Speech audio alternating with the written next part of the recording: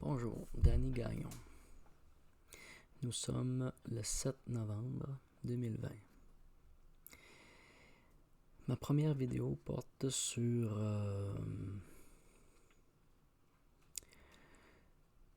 l'éveil et sur le retrait des implants. C'est un choix personnel que j'ai décidé de faire quand j'ai vu la vidéo de Jean-Louis Coussement. Et je tiens à remercier Jean-Louis pour ses conseils et un peu ses couleurs, parce que c'est une personne très haut en couleurs et j'apprécie ce qu'il fait.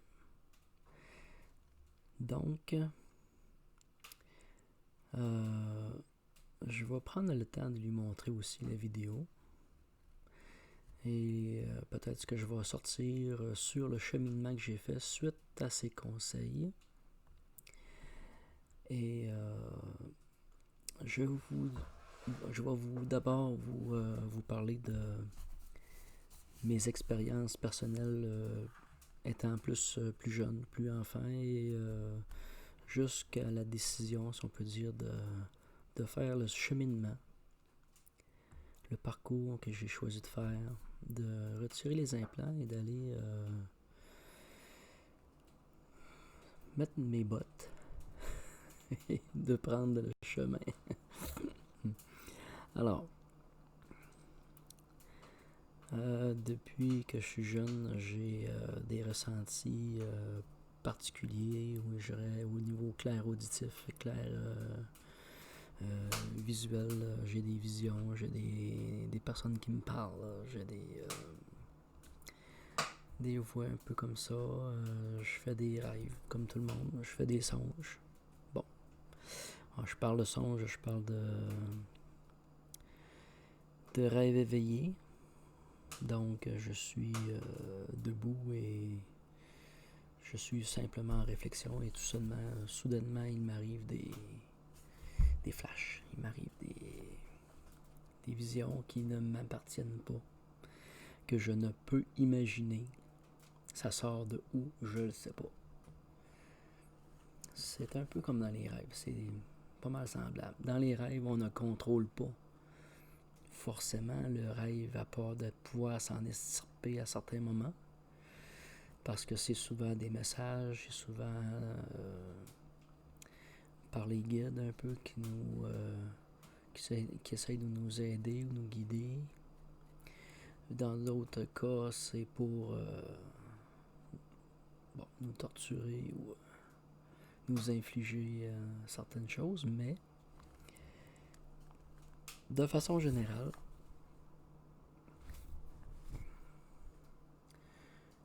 même dans les rêves, il y a toujours le bon côté des choses et un message qui passe souvent positif, parce que les entités qui sont obscures ou négatives ont besoin d'un véhicule ou d'une entité positive. Même s'il la domine, il reste là, il reste actif. C'est juste lui qui n'a pas tout le contrôle de la situation. Il est un peu comme charrier, il se fait charrier. Donc le guide qui me sert de guide, il est là, mais il est comme dominé. Donc, la première chose qui m'est arrivée de particulier, c'est à l'âge de 7 ans. J'étais à l'école, puis j'étais à l'école. Je faisais des choses à laquelle je n'étais pas capable de m'assumer, ou j'avais peur de prendre mes responsabilités face à ce que je faisais comme erreur. Dans cette période-là, les professeurs n'étaient pas toujours faciles. Physiquement, on avait certains civismes. C'était pas quelque chose de super grave, mais c'était épeurant. Physiquement, c'était une agression par la peur. Puis physiquement, par la douleur aussi. Bon. Et ça m'angoissait beaucoup de faire subir des fois à mes confrères, consoeurs, des fois des erreurs que moi je faisais, mais ça passait pas sur mon dos, ça passait sur leur dos. Puis j'avais pas les couilles, si on peut dire, de prendre la responsabilité des fois. Puis là, c'est pas que c'est arrivé souvent, mais juste le fait d'être arrivé, c'était pathétique, c'était désagréable. Puis pour moi, c'était difficilement supportable. Fait que j'étais dans ce moment-là somnambule. Et par un soir, je m'étais levé. Puis j'étais debout. Et je me tenais après la main courante du trou de l'escalier. Et c'est devenu blackout. C'est plus de vision. J'entends plus, je vois plus, j'ai plus de contact avec mon corps. Je décolle, je suis parti. Puis ce qui m'est présenté, c'est une ligne de point blanc sur un fond noir. Alors on est dans une ligne de point blanc. Puis il y a une direction, il y a un sens à la direction. On fait comme une espèce de curve en descendant. Puis on suit la ligne. Puis tranquillement, on se rapproche de quelque chose qui semblerait être un trou. Puis plus on approche, plus ça devient angoissant. Le trou il est grand. Puis on peut observer une espèce de forme de gardien de chaque côté de la ligne. Fait que c'est des gardiens sombres sur un fond sombre avec un trou encore plus sombre. Puis là, je me rends compte que ceux qui sont en tête de ligne, on les perd de vue. Puis là, on se rend compte qu'ils tombent, ils sont envoyés à plonger. Alors, comme par hasard, il y a quelqu'un, une connaissance derrière moi. C'est un ami. Puis la chienne me pointe. Puis là, j'y demande, tu passerais-tu en avant de moi? Je sais pas, là. Tu ferais ça pour moi? Je sais pas, là. Puis il accepte, il bronche même pas, là. Bon. C'est sûr qu'on fait le rêve. On suit l'idée. Mais on connaît pas vraiment le sens de tout ça, là. Alors, il est en avant de moi. Puis, tu regardes les gardiens, puis tu vois bien qu'il n'y a pas de conditions. Il n'y a pas de questionnement. Il n'y a rien. C'est des lits vides, c'est vide. C'est des exécutants, point. C'est des maçons, point. Puis, c'est des colosses. Il n'y a pas de discussion, il n'y a pas rien. Tu y vas. C'est ton tour, c'est ça. Alors, on est rendu à mon ami. Puis il va. Puis là, ben, c'est à mon tour. Puis j'y vais. Fait que, on descend, on tombe. On tombe, puis là, je vois en avant de moi, dans le trou, les points qui tombent, qui descendent. Puis je les vois, à un moment donné, poup, s'éteindre. Ils sont rendus où, je sais pas. Ils sont... Alors, dans mon observation, je vois un point blanc, fixe, qui ne tombe plus. Alors, je me dirige dans ma chute vers ce point. Et c'est mon ami qui me tend la main. Et il me dit, j'ai trouvé une sortie. J'ai trouvé un passage. Bon. Je suis catholique. Je n'ai pas à cet âge-là une grande éducation catholique. Mais bon, c'est Jésus. C'est un frère, c'est Jésus, puis je rentre dans la lumière. On traverse le tunnel, on sort du tuyau du cycle, puis il m'amène dans un plan de lumière avec une famille de lumière. Mais bon, je suis bien content de le dénouement de la chose, puis j'apprends bien que quand c'est ton tour, puis si c'est toi, c'est toi. J'ai appris une certaine leçon. Bon. Alors, c'est de la retenir, puis c'est de la mettre en pratique à cette heure. Et ça a été assez un choc parce qu'après ça, quand j'ai eu fini, j'étais dans la lumière, j'ai retrouvé une paix intérieure. Je me suis réveillé, debout, toujours à me tenir après la main courante. Et ne pas trop comprendre ce qui s'est passé. Alors, je me retourne me coucher. C'est sûr que plusieurs années plus tard, ça restait toujours un rêve, là. Ou une situation particulière. C'était pas un rêve comme un rêve comme on fait d'habitude. Vers l'âge de 11-12 ans, je me suis mis à dessiner beaucoup plus, puis à faire des dessins à un moment donné très, très élaborés, très, très flyés. Je te dirais, ou je vous dirais plutôt avoir un don qui devenait très, très développé. J'ai toujours été assez manuel, mais là, c'était assez quelque chose, là. Fait que là, mais c'était pas juste des dessins du quotidien, c'était des dessins plus élaborés dans le sens de dessins prémonitoires. Prémonitoires parce que à ce moment-là, j'ai fait des dessins, j'avais des visions de démons, d'anges, d'enfer, de paysages particulièrement là, qui me prenaient, qui étaient dans ma tête, qui étaient dans mes visions, puis j'ai dessiné ces dessins-là à un moment donné. Puis aujourd'hui, la vue que j'ai de ma maison, de chez moi, c'est le dessin. C'est les dessins. Mais, comme s'il aurait été placé dans un miroir, j'ai eu une vision inversée de ma vue présente, du panorama que je vois aujourd'hui, 30 ans plus tard.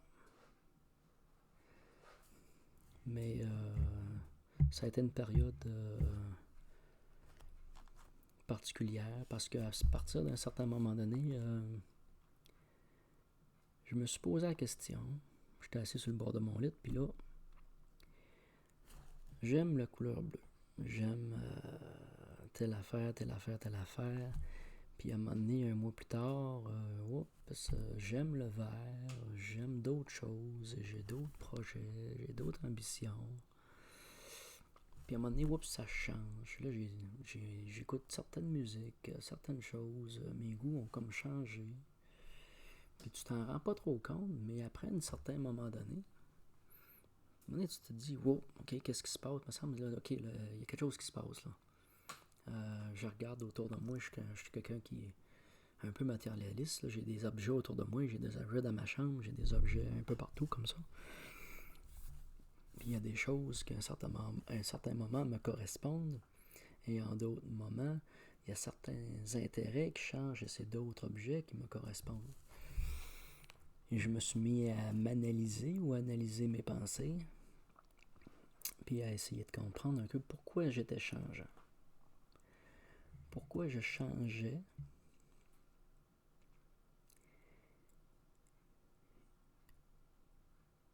Est-ce que j'avais plusieurs personnalités? Était-ce des vies antérieures? Fait que là, je me suis mis à consulter un peu des volumes sur les vies antérieures, mais c'était pas très concluant, là. Alors, j'ai été quand même jusqu'à l'âge de 18-19 ans à penser que c'était une possibilité. Puis j'ai eu des visions un peu particulières, là, je me mettais à faire des dessins de dimensions. Je faisais des dessins dimensionnels. Puis je faisais des dessins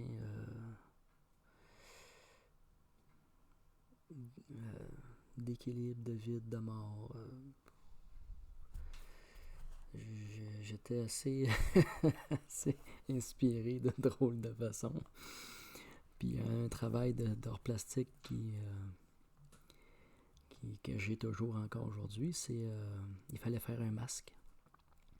Et j'ai fait le visage d'un homme bleu avec des traits relativement particuliers, à deux visages, dans le sens qu'il y a un côté qui est comme souriant et joyeux, puis de l'autre côté, il est vraiment sombre et fâché, là, il est en colère. Puis j'ai particulièrement bien réussi ce masque.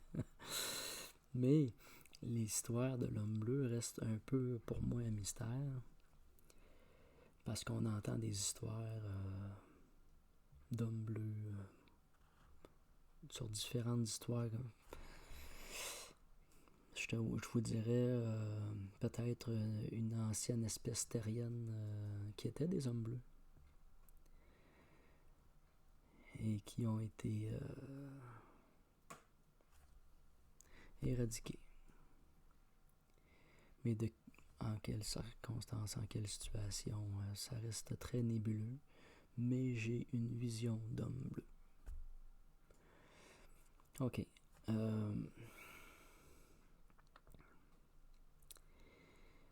J'ai des visions de cette période-là que je vais mettre dans des vidéos pour ça. Vraiment, là, parce qu'il y en a qui sont plus importantes, là, qui sont arrivées avec des situations qui ont eu certaines conséquences aussi. Fait que je ne m'attarderai pas pour l'instant. Durant une bonne partie de ma vie, j'avais un certain talent. J'avais un certain contact. Je vous dirais que je parlais à Dieu régulièrement et je pourrais pas dire que je le voyais parce que j'en étais ébloui, mais l'image de Dieu ou de Jésus, un coup que tu as créé un lien, ou que le lien a été créé, bon, ça reste une porte ouverte. Ça reste un lieu accessible. Alors, je pars, je vais rencontrer Dieu, ou je me tiens devant lui. Et la façon qui était faite à une certaine période, ou dans cette période-là,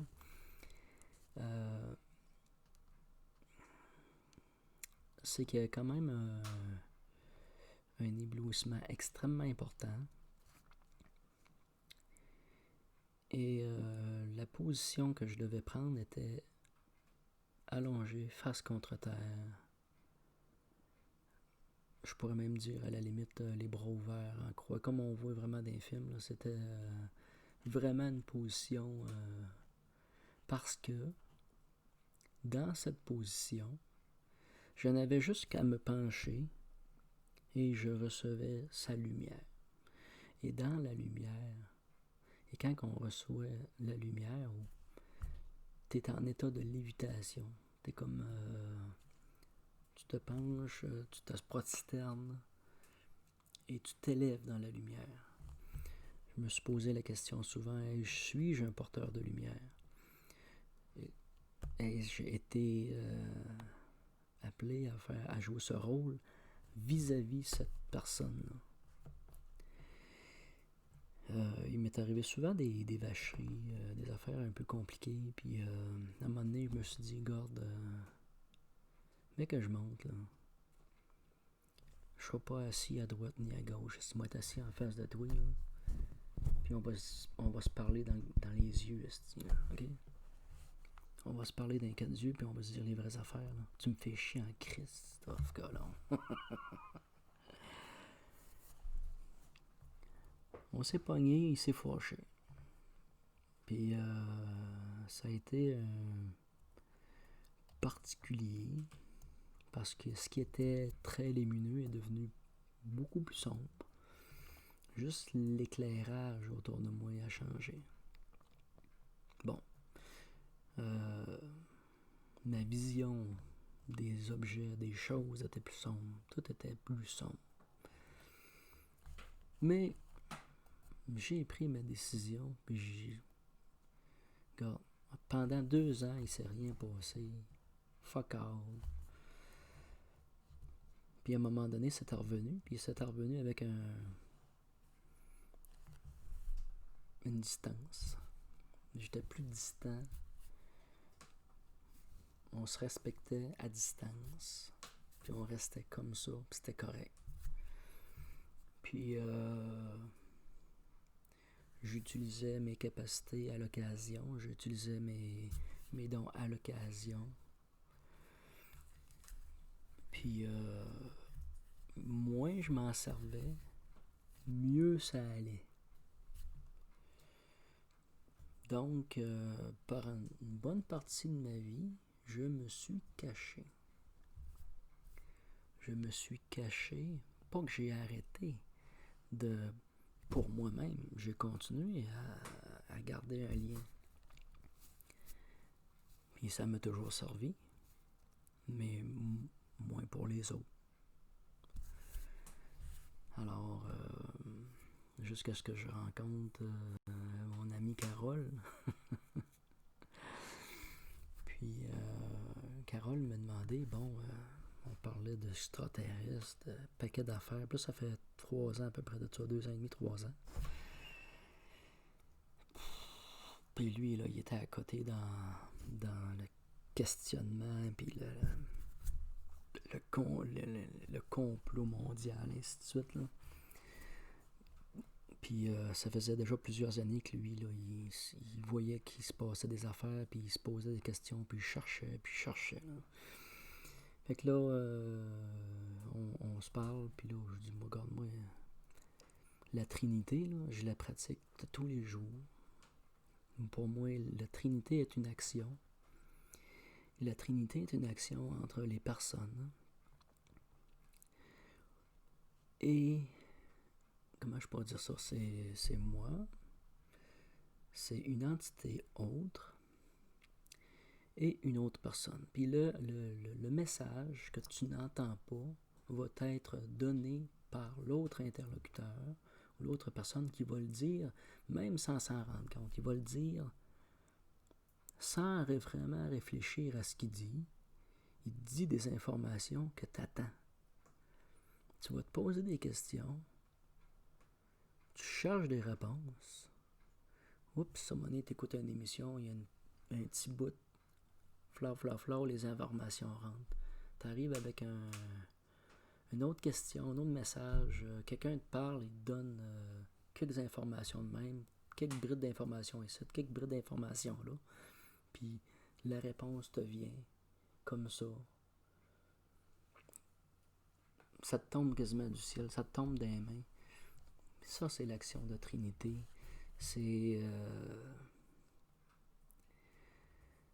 une action naturelle et qui est au service et qui est à la portée de tout le monde.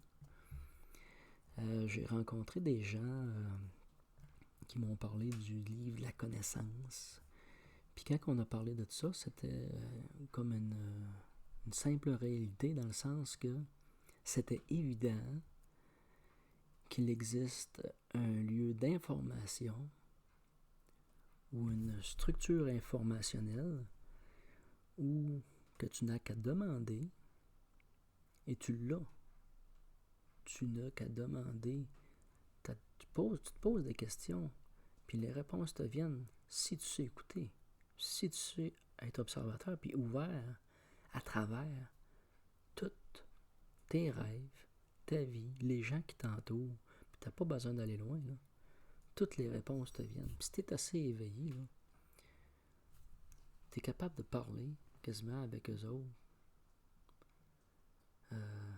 comme on parle entre deux personnes, là. Puis tu te fais informer. Tu reçois l'information. D'une façon, des fois, c'est fou comme c'est clair,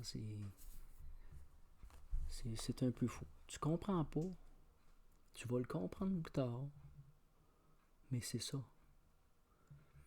Ça t'est expliqué. Si tu ne l'acquiers pas ou tu le structures pas pour dire ok, je comprends.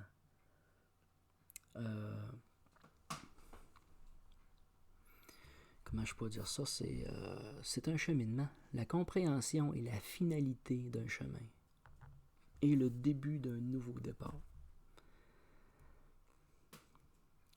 Pour accéder à une compréhension, il a fallu procéder à un échafaudage de multiples informations. C'est comme un peu la structure de nos croyances. On se bâtit avec des croyances que l'on nous enseigne. La société nous enseigne certaines choses.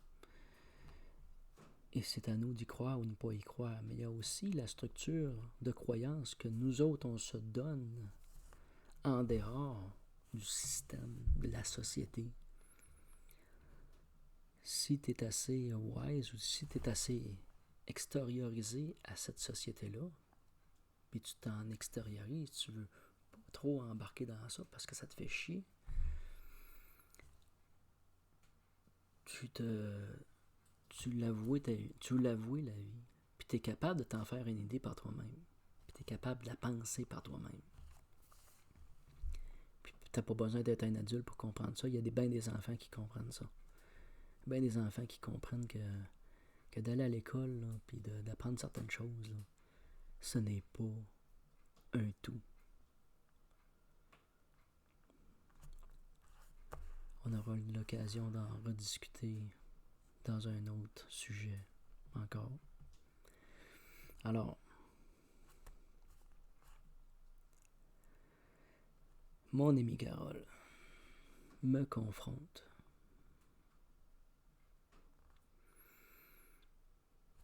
Puis il me dit, si ton Dieu serait vraiment un Dieu, là, tu tiendrais debout, puis tu y parlerais d'égal à égal.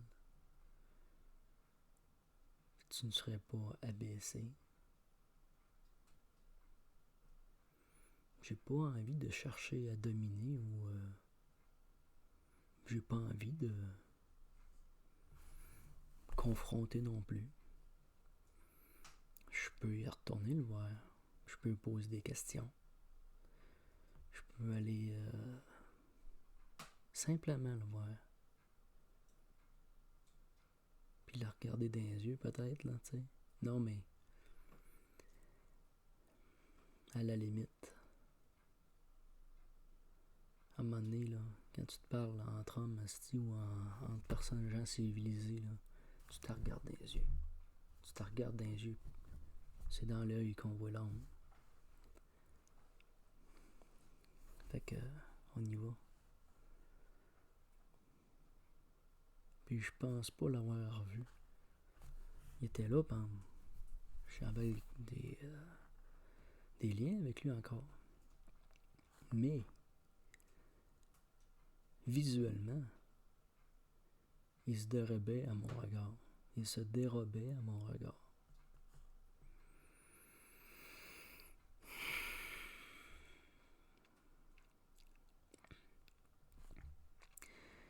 Alors, j'ai eu une suggestion de lire les tablettes d'émeraude. Les 15 tablettes d'émeraude. Les tablettes de Thoth. Et tout de suite au premier livre, j'ai Je savais exactement de ce qui était parlé là. Parce qu'il y avait une bonne partie de ce qui était décrit là faisait partie de ma perception, de ma compréhension.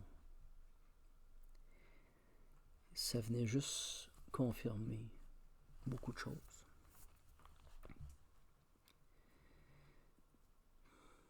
Puis au lendemain matin, je me suis réveillé, incarné, avec une entité qui n'était pas de son temps, puis qui s'était pas fait éveiller au bon moment du tout, pantoute.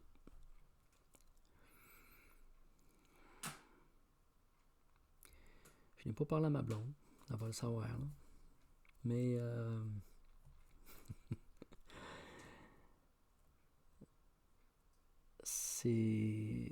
sa vision des choses de la vie était vraiment différente, là. Puis c'était vraiment pas correct de la façon que les gens vivent.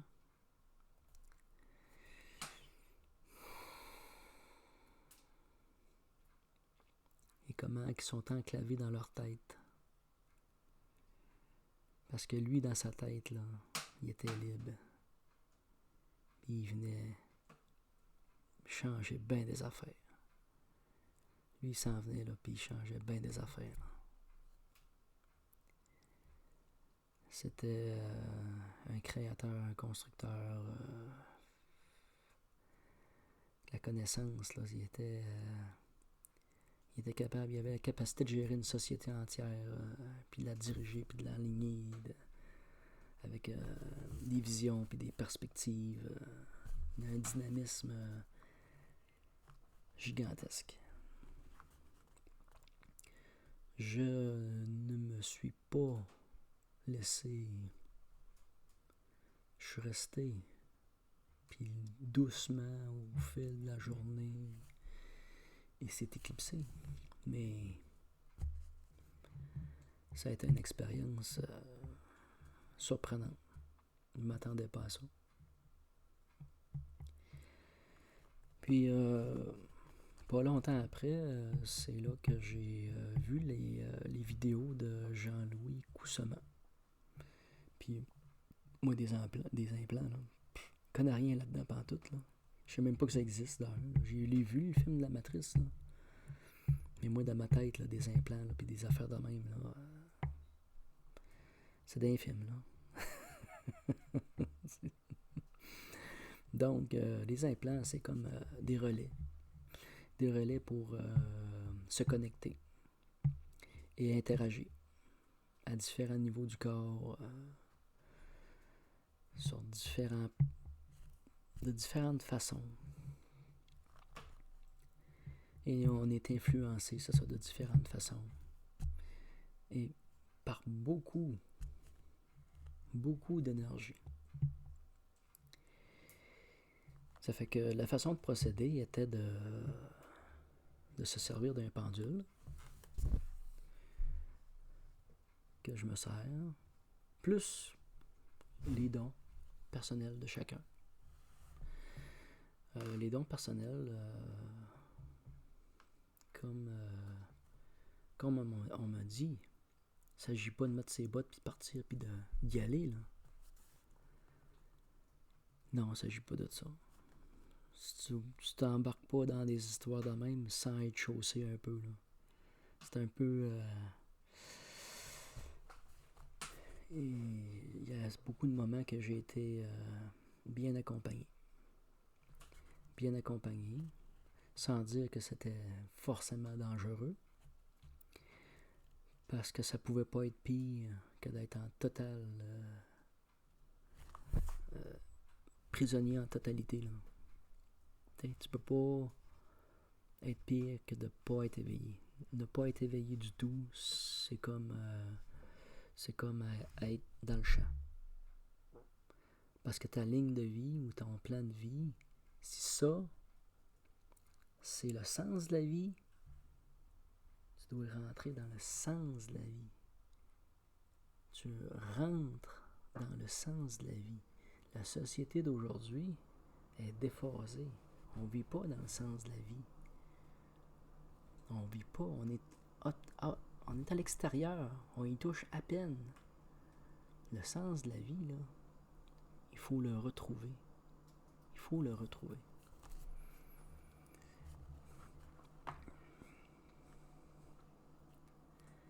C'est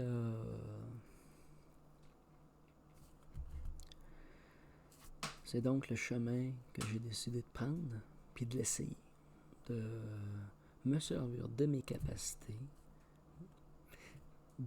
Reste que les capacités demeurent les capacités de tes guides ou de ton être éthérique intérieur, de ton être éthérique. Là, c'est bon. En général, tout le monde les a, puis tout le monde les a toutes. Ils sont juste ouverts ou à un certain plan, à un certain niveau, parce qu'il y a des entités que tu rencontres qui vont te parler, tu vas les voir, puis s'ils veulent te présenter leur image, ils te la présentent. Ils se présentent. Mais ils sont assez rares.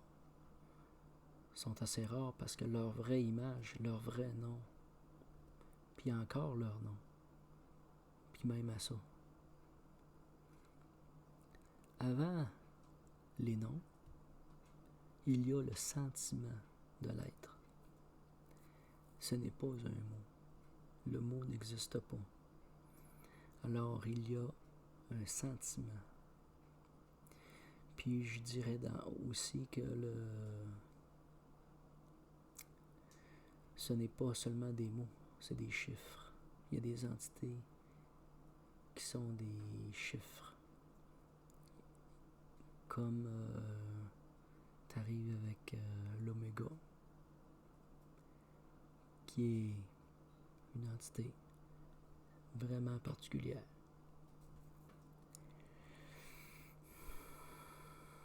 On aura l'occasion de s'en reparler. Alors, dans les communications, le sentiment prévaut. C'est la base. Une entité vient pour te dire son nom. Parce que tu lui demandes, tu l'exiges. Il a à répondre. C'est comme si tu enverrais des ondes. Les ondes n'ont pas le choix d'être réfléchies sur quelque chose. Il ne peut pas le cacher. Parce que ce que tu lis, c'est une onde, c'est une fréquence. Tu envoies une fréquence pour avoir un retour de fréquence. Il ne peut cacher sa fréquence. Il peut essayer de la masquer, de la modifier. Mais si tu es assez intense, ou si tu es assez... c'est sûr qu'il y a une question de hiérarchie, une question de droit, de toutes sortes d'affaires qu'ils vont utiliser pour se faufiler. Contester vraiment ta démarche. Ils vont essayer de se défiler autant qu'ils sont capables. Parce que plus tu montes dans cette échelle-là, et plus ils sont à l'aise à jouer, à glisser en couleuvre, en coulisses, et à s'effacer dans le décor. Les plus difficiles à cerner, les plus hauts dans cette domination-là, sont dans les plus grands hypocrites. Puis il faut vraiment user d'intelligence et de clairvoyance et d'écouter le sentiment. Alors, le sentiment, l'entité ne veut pas, ou tu ne comprends pas son nom. Ce que tu gardes en mémoire, c'est sa fréquence. Le sentiment que tu sens envers lui, c'est de ça que tu te sers. Alors, je commence à retirer les implants avec la formule que Jean-Louis a patentée, ou je suppose qu'il l'a pris, ou en tout cas il y a quand même une certaine élaboration que moi j'ai modifié en cours de route. Puis ça, personnellement, je pense le faire dans la prochaine vidéo. C'est ma pratique pour contacter l'entité et la détacher. Parce que de façon générale, les gens, ce qu'ils font, les médiums, ceux qui pratiquent une espèce d'hypnose, bon, je ne me rappelle plus des termes, là, mais l'hypnose machin. Ils vont s'organiser pour placer des barrières, placer des protections, te protéger, puis te reconstruire, et te soigner, blablabla, bling, bling, bang, bang, bang. OK. Mais ce n'est pas le chemin que j'ai forcément choisi. Le chemin que j'ai choisi, c'est celui de... Si moi j'ai la capacité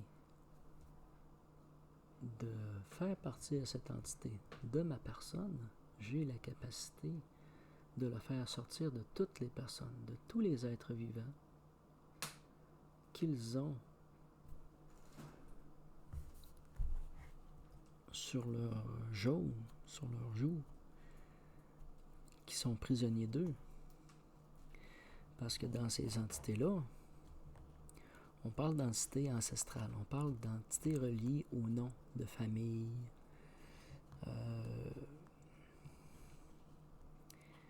Le nom de famille est un indicateur du gardien,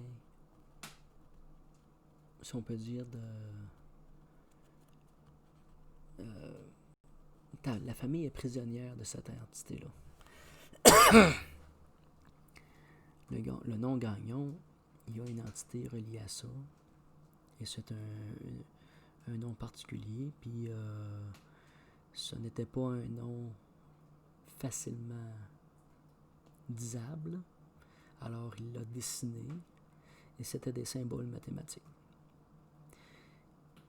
Et ceux qui m'ont aidé à extirper d'une certaine façon ce gardien, parce que là on touche au gardien des seuils.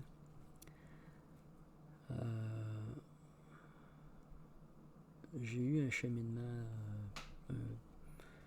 un petit peu particulier à faire pour être capable de me débarrasser de cette entité, parce que ça ne s'est pas fait facilement et du premier coup.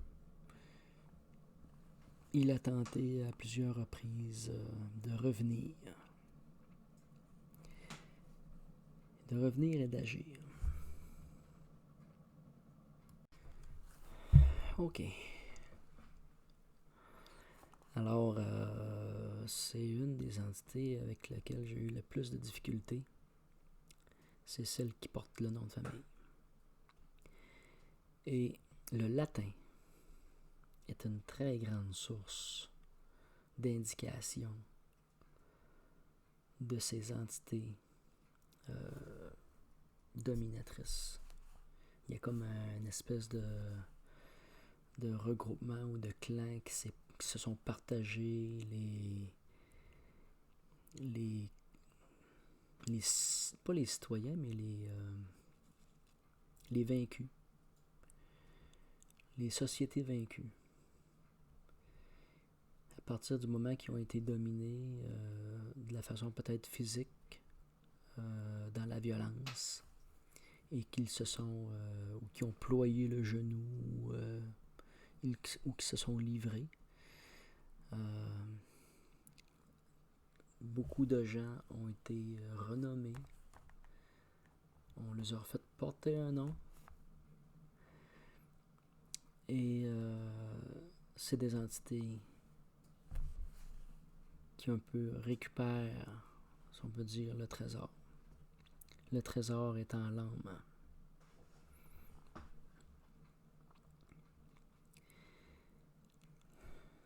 Ça a été dans des années jusqu'à aujourd'hui encore récemment. Les sociétés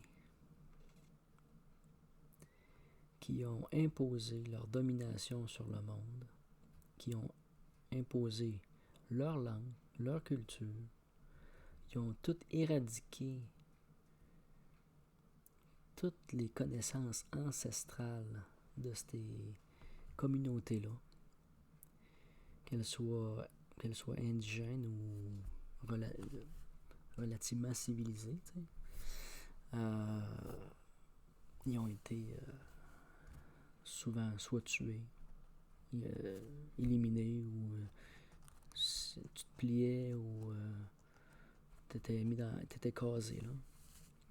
Ça fait que moi je suis du Québec, je suis du Canada, bon, puis on sait tous que les réserves puis les nations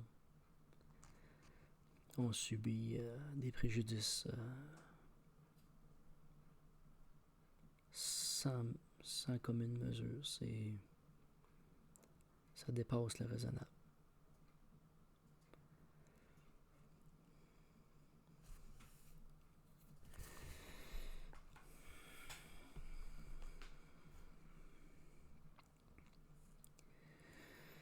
Bon.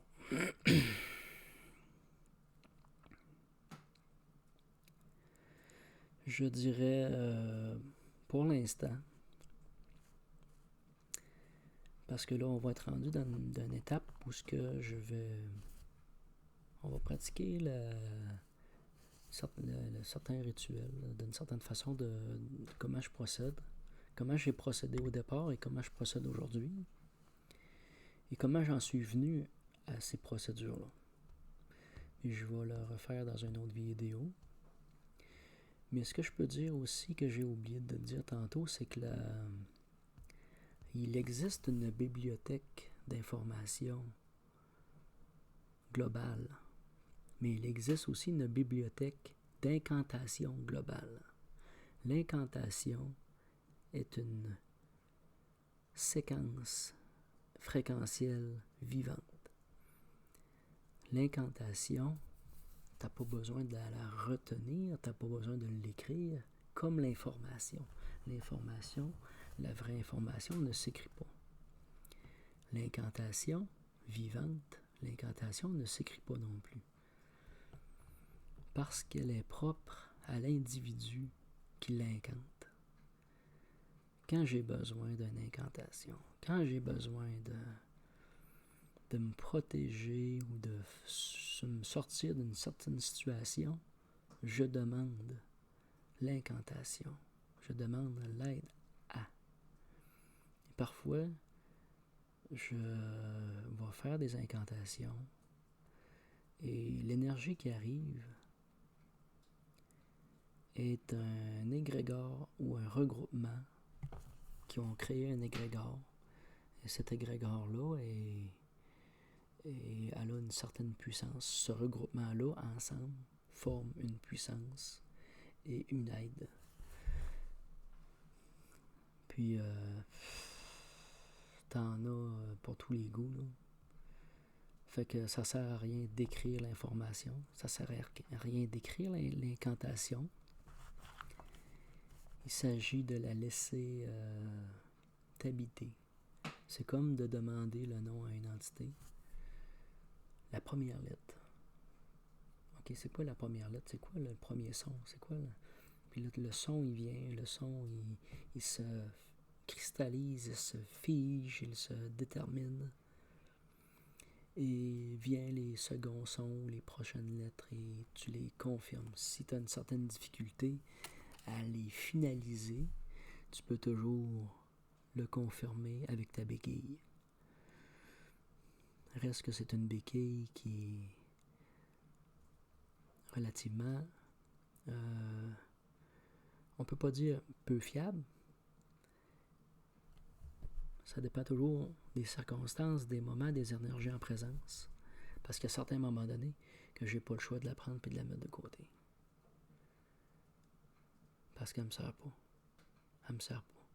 à ce moment-là, ce que je vais faire souvent quand le pendule ne marche pas, je le mets en mémoire, je le mets dans ma tête. J'enregistre l'information. Parce que l'information est suggestion et je la garde en suggestion. J'en fais pas une structure établie. Je le garde mouvant, je le garde mou, malléable, non fixe. De toute façon, tout ce qui est fixe arrête d'évoluer. À partir du moment que ton idée se cristallise ou se fige en une chose précise, tu n'avances plus, tu recules. Tu gardes l'esprit ouvert et il n'est pas impossible que l'information va être appelée à changer selon une certaine situation. Certaines règles ou certaines lois vont se réajuster dans les circonstances. Il ne faut pas prendre tout pour acquis. OK. Je vous remercie de votre attention. Je suis très heureux d'avoir pu commencer les vidéos. Ça fait plus d'1 an qu'on insiste ou qu'on m'encourage à faire ces vidéos. Alors j'accumule d'informations et je sors l'information aujourd'hui. Merci.